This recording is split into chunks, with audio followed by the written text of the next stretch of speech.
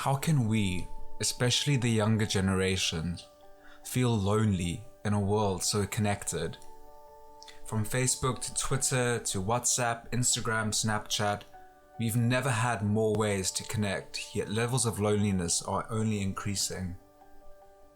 My counselor even told me that every second young adult to walk into her practice complains about feeling lonely to some degree. Personally, I am no stranger to loneliness. I have felt the deprivation that it creates. The deprivation of family, of love, intimacy, company, conversation, connection, all of it.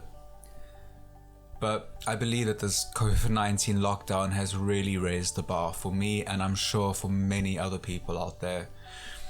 I'm a big believer of self-reflection and introspection, but I now believe that too much of that is unhealthy, and I've personally seen the negative effects that it can have on my mental health.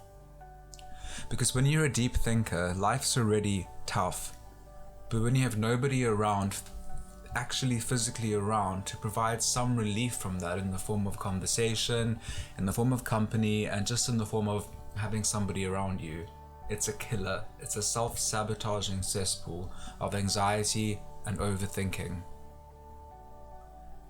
But then why is nobody talking about this? After months of asking myself this, I can only think that it comes down to shame. There is a lot of shame around loneliness, but why? Probably for the same reason that there is so much shame around mental illness in general, because not enough people are talking about it. There's an embarrassment that's ingrained in it, that because we feel lonely, it means there must be something wrong with us, that we are bad company, social outcasts, weirdos, different. But we never really stop to think about why. What is lying underneath the surface of that person?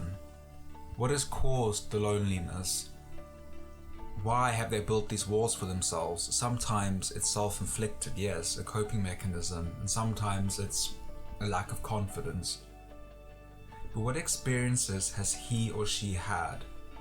What is hurting them? What has their journey been like? These are the questions that we should be asking. God knows I have felt this shame about myself. I have felt that I've been, too weird, bad company, all of the above, but then I have to remind myself that there's actually nothing wrong with me.